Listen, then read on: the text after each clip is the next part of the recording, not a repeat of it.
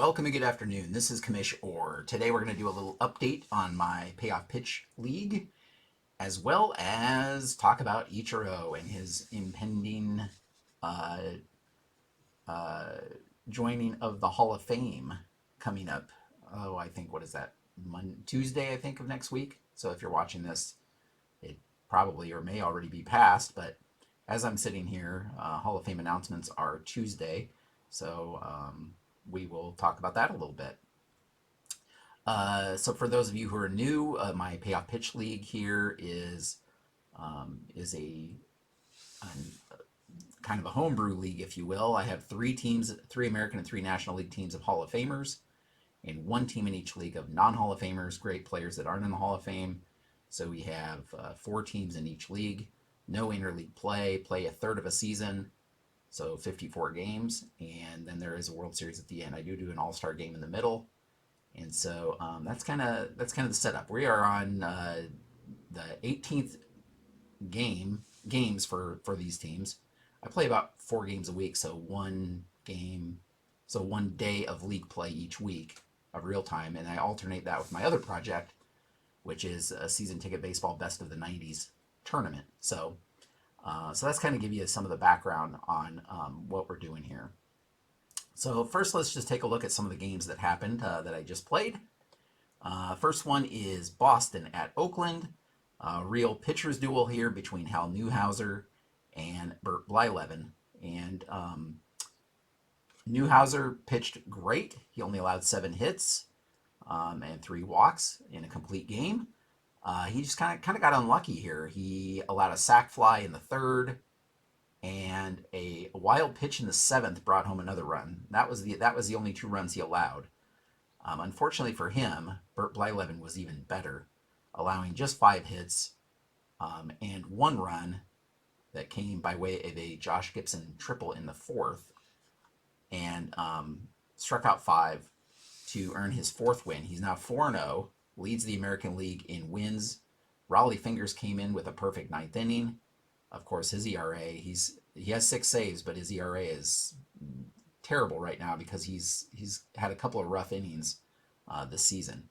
Boston improves to 12-6 as Oakland falls to 7-11 here in this one. Heading over to the National League, we have the Los Angeles Dynamos facing off against the Houston Hoots. And this was all LA, though the score of 12-2 makes it seem like it was not as close as it actually was. Phil Niekro did allow a 3-run homer to Ralph Kiner in the 2nd, but other than that was the only runs in the game through 7 innings. It was only until into the 8th when things started to fall even further apart for Houston, as Niekro let up another home run. Turkey Stearns hit this one a 2-run shot that knocked Niekro out of the game, and then Warren Spahn had a 1-2-3 8th after that, but then in the 9th, LA batted around, capped off by Chipper Jones' grand slam, and so Spahn allowed 6 runs in those 2 innings. So LA scored 9 runs in the final 2 innings to put this one out of hand, but it was close up until that point. Meanwhile, Tom Seaver, just an amazing game for him. He took a shutout into the 8th, allowed 1 run in the 8th, and then a solo homer to Willie Stargell in the 9th, but allowed just 7 hits, struck out 6, and he wins this one easily. Though, as I said, it was a lot closer than it would seem. Houston is 11-7 in the National League. They lead the National League. LA, though, improved to 8-10 after this game. We head to another National League game, this time between the Chicago Docs, which is the non-Hall of Fame team, and the St. Louis Wizards, who are the reigning National League champions. Of course, there was a big roster shakeup between seasons 1 and 2 of my league. And in this one, Jerry Koosman actually had his first shutout of his payoff pitch career, the Pops League career. He was, I think, 2-8 in his first season. So, his ERA was a little better than that, but Chicago was in last place, finished in last place in the National League, but he was like 2-8. This year, he's actually pitched much better, and in this one, he allowed just 4 hits, struck out 4, no walks, and just cruised in this one for a complete game shutout. Meanwhile, Burley Grimes is on the mound for St. Louis, and he's not one of their top starters, but he didn't do too bad in this one. He did allow a 2-run shot to Barry Bonds in the first, another run in the third on a grounder, and so it was fairly close until like the fifth inning, probably. The fifth inning here, when Chicago scored 3 more runs. One of those was unearned because of an error on Willie Wells. And then there was another error in the 7th inning by Mike Schmidt that allowed another run to score, or that eventually allowed another run to score. So a couple of those runs were unearned, but even so, Grimes went 7 innings, allowed 10 hits, 5 earned runs. Hoyt Wilhelm did pitch a solid 9th inning, and has yet to allow an earned run this season. So pretty good for him. But again, the big story being Kuzman's shutout in this one. That puts Chicago at 500 after the win, and St. Louis falls to 8-10. Now we go to the last American League game, which we talk about Ichiro. So this was between the New York Swats and the Detroit Rockets. Detroit is the non-Hall of Fame team, and Bob Feller on the mound for New York actually pitched pretty well, actually. He allowed a 2-run double to Mark McGwire in the 4th of this one, and that actually tied the game. Brett Saberhagen was on the mound for Detroit. He allowed 2 runs in the 2nd, another run in the 6th, and that run in the 6th was a solo shot from Roberto Alomar that put New York in the lead. This is a pretty crazy ending to a game right here. So New York took a 3-2 lead into the bottom of the 8th. Feller, still on the mound, retired the first 2 batters, and then allowed Ichiro to double. That was the 2nd hit of the game. So Ichiro doubled with 2 outs here in the 8th. And then Alex Rodriguez, A-Rod, hits the 2-run homer to put Detroit in the lead 4-3. And really sad for Bob Feller in this one, as he loses the lead here in the 8th inning. So he gets out of that inning, though, and they turn things over. The Detroit Rockets turn things over to Tom Henke in the 9th to close things down, and Henke could not get it done. He had a 1-run lead. It's 4-3 at this point, and Joe Mauer singled the lead off the inning, and Derek Jeter, who was actually in for, I think, Cal Ripken. He was in his first start of the season, Jeter was. He hits a triple to tie the game here in the 9th. But as if that wasn't bad enough, Ty Cobb followed that with a 2-run homer. Cobb, I think, has 2 home runs this season. Yeah, 2 home runs this season. So Cobb hits a somewhat rare home run for him, a 2-run shot off of Henke. Henke retired the last 3 batters, but it was too late, 6-4. So New York took a 6-4 lead into the bottom of the 9th. They turned it over to their closer. Satchel Paige is in their closer role, and Paige retired the first 2 batters on his way to what looked like an easy save. But then Dwight Evans came in to pinch hit for Bill Freehand and hit a solo homer to cut the lead to 6-5. Again, still 2 outs, nobody on at this point. Manny Ramirez pinch hit for Lou Whitaker and walked. Again, 2 outs, runner on first. New York still had a 1-run lead here, but then Kenny Laughlin tripled into the corner to tie things up. That brought up Ichiro Suzuki once again, and Ichiro hit a clean base hit to walk it off for Detroit, as a pretty crazy back and forth 8th and 9th inning in this one. Detroit takes it 7-6. Detroit improves to 10-8 on the season, as New York falls to 7-11. Both closers had blown saves in this one. It was actually Henke's 2nd blown save of the season. But Henke ends up getting the win just because of that great comeback in the bottom of the 9th by Detroit. So, how good was Ichiro? He was 3 for 5 in this game. He had the game-winning hit, had a double. He's hitting .368 this season. .368 this season. In fact, I think if we go to... Oh, yes. I think if we take a look at the stats, I'll take a look at the stats first, and then we'll talk about Ichiro a little bit more. So as you can see, American League stats are very offense-heavy.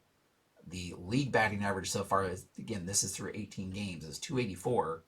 ERAs are very high, approaching 6, but a little less than 6, which actually is fairly in line with season 1. I think they were in the mid-5 range. So ERAs were much higher in the American League. Offense was much higher in the American League than in the National League. If we look at the National League, so American League ERA 5.91, National League ERA 4.20, with a 250 batting average overall. So you can just see that there are huge differences between American and National League. And it's pretty much like it was in season 1 in that regard. So taking a look at the league leaders. We'll take a look at the overall batting leaders, and we see that Ichiro is leading the entire league in batting at 368. Again, American League offense is much higher, so that's not too out of the ordinary that we'd have the top 5 hitters in terms of batting average, at least, being in the American League. Todd Helton leads the National League with a 333 average. He's tied with actually Oscar Charleston in that regard. But yeah, Ichiro on top, 368. He is tearing it up, and much like he does in real life. So, kind of gives you an idea of that. Let's take a look at the pitching leaders, if you will.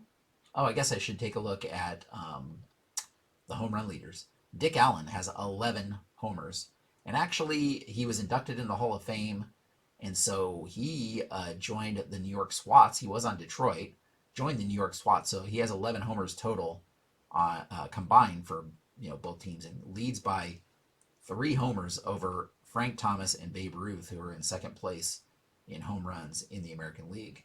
But yeah, Dick Allen's just tearing it up in the American League in terms of slugging and so forth.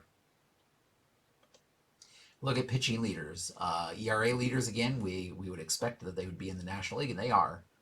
Juan Marichal leading all pitchers with a 1.29 ERA. Sandy Koufax close behind with a 1.67. Koufax actually leads in strikeouts, 48 strikeouts for Koufax. And he's tied with Burt Blyleven for wins at 4. So very, very good. Opponent batting average, look at that. Phil Niekro, 183 to lead all pitchers in opponent batting average.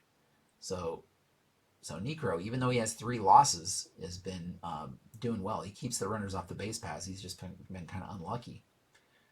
So that kind of gives you an idea of the National League and American League leaders in pitching and hitting. So how does this affect, I mentioned Ichiro's about to be inducted into the Hall of Fame, and what will that mean for his journey here in the Maelstrom? Well, that's kind of hard to see, so let me adjust this so you can get a better look at my spreadsheet. So this is a spreadsheet I use to kind of keep track of the leagues, or the league, and all the teams. I have a schedule. I have my schedule here, and every team I have the roster here with some of the main ratings and their lineup and the pitching rotation and how many innings pitchers pitched, how many days rest, all that fun stuff that I use to keep track of. And here we have the Detroit Rockets. Ichiro is currently their starting right fielder mostly against righties, but overall with Dwight Evans, who again, he just joined the league recently. Dwight Evans did, because there was a Negro Leaguer on the team that got bumped when the Negro League set came out by Dobie Moore. So Dobie Moore joined the team and bumped out the former right fielder here. So Ichiro is no doubt going to join or be inducted in the Hall of Fame. The only question is if it's going to be unanimous, not anonymous, unanimous, whether it'll be unanimous or not. So he is going to leave the Detroit Rockets as soon as that happens, which will be, so this was his final game in Detroit. And I put him on whichever team has the worst right fielders, whoever's left in the American League. And if we take a look at the overall wins above replacement for right fielders, we see that, well, let's just take a look. New York has Harry Hyman and Al Kaline, 6.8, 5.4. Oakland has Reggie Jackson and Tony Oliva, 9.2 and 6.8. So he's so far not going to go on either of those teams. But then we have Boston, Goose Goslin and Harold Baines. So the worst of those is Goose Goslin. So it looks like what's going to happen is Ichiro is going to get assigned to the Boston Splinters. Goose Goslin will leave the league, and Ichiro will join the Boston Splinters, which, again, if you remember, the Boston Splinters are in first place in the American League, so this is going to be a big boost to them to get Ichiro on the team. So Ichiro would join Boston, and then Ichiro will have a replacement. I'll probably do another video after the Hall of Fame announcements, because I'm sure, again, Ichiro is a guarantee, as close as there can be to a guarantee of getting inducted when they make that announcement Tuesday. It's just whether or not it's going to be unanimous or not, but Ichiro is going to join for sure. My guess is there will be a couple other players that are going to get inducted as well. And so once that announcement is made, those players will be reassigned if necessary. So if they're already on in Detroit or Chicago here, then they would leave those teams and join one of the other teams, one of the Hall of Fame teams, which would leave a spot on that team to bring in another non-Hall of Famer from baseball history. So so that's kind of what we're looking for. Just kind of give you an idea. But as I said, so all of that aside, if we take a look, head over to baseballmaelstrom.com if you want to follow the action of either of my projects, by the way. We can see the standings right here. Boston's already 12-6. They have a 2-game lead over Detroit in the American League. And Detroit's going to lose Ichiro, and Boston's going to gain Ichiro. So that'll be interesting.